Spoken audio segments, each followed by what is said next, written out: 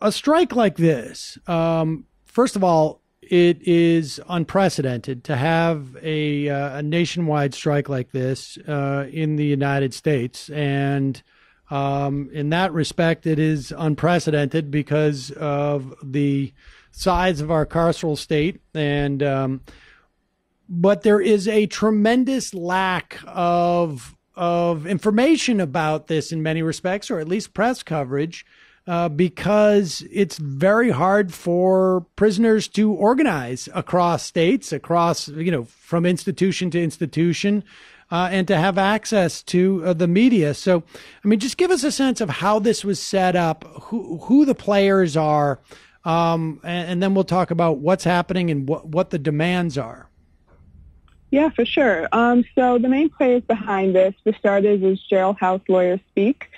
So Jailhouse Lawyers Speak is a group of people incarcerated in South Carolina, or mostly in South Carolina, all jailhouse lawyers, which means they write their own lawsuits and they help other prisoners with lawsuits as well.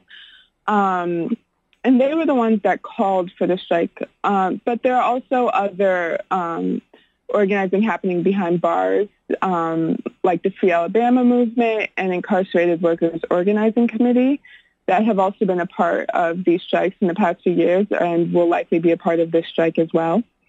And then on the other hand, there's also a lot of organizers outside of prison that help the prisoners with communication mainly, but also just with getting the news out to the media and that sort of thing. And that includes Incarcerated Workers Organizing Committee, again, as well as other organizers who may not belong to a group.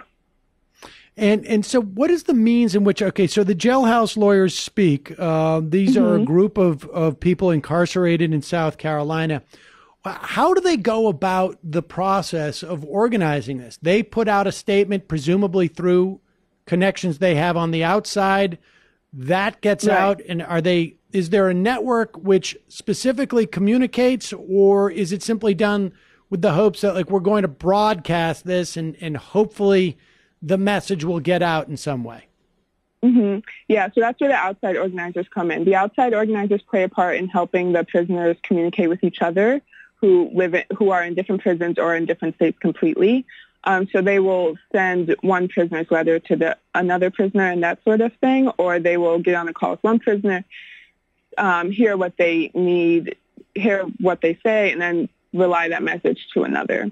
So those are the main ways they communicate. There are some prisoners who also have cell phones, and some prisoners who are able to get on social media through those cell phones. So that's another way they sometimes communicate as well. But mainly, Jailhouse Lawyers puts out a call to action or a press release with their supporters' help.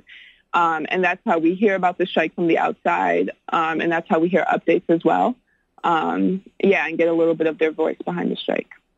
Now, this strike was announced on April 24th.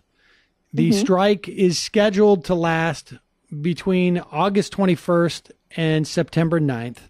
What are the implications of the dates? August 21st, September 9th. So August 21st, is the day that an incarcerated activist named George Jackson died. He was killed as he was trying to escape the prison. And September 9th is famously when the Attica prison rebellion started many years ago in the 70s. So, and that was in the same year as well. So those are the that's the main significance behind the dates of the strike. August 21st is also the beginning of Nat Turner's slave rebellion. And so that is also something they were looking at as well. All right. So let's just talk about, generally speaking, what form the strike is. And, we're, as people hear this, we're about halfway through that time period, maybe a little less. But what do we have a sense of what is planned? How much of this stuff is broadcast in advance? Because I would imagine, and particularly, because of the efficacy in which prison officials could shut something down, there has to be a significant amount of secrecy on behalf of the protesters. Otherwise, they won't even have the opportunity to protest. So do we have a sense of what is planned or how that works or what? Yeah, so little information is going to happen before the strike begins. So the strike started yesterday, and the organizers said that about 17 states had expressed solidarity, or prisoners in 17 states have expressed solidarity with the strike and are going to try and strike, but they weren't going to give out the names of the states because they didn't want that repression from the guards and that sort of thing. So we're going to hear more and more information as the time goes on, especially the first few days. It's usually hard to get information because communication is usually cut off. Sometimes the prisoners are put on lockdown if they decide to strike or things of that nature, so they're unable to communicate with the outside world. So we're going to hear more info as the time goes on. I do know that Jailhouse Lawyers Speak called on people to do one or more of four things, which is a work strike, abstain from labor, a sit-in, boycotts, or hunger strike. So there's a wide range of things that people inside can do and will do, which is exciting.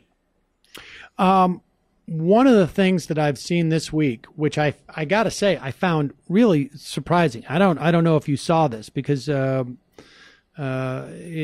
just don't know how widely it traveled. But there was a video that was put out by Herberto Sharkey Garcia. He is an imprisoned radical, intellectual, and revolutionary artist.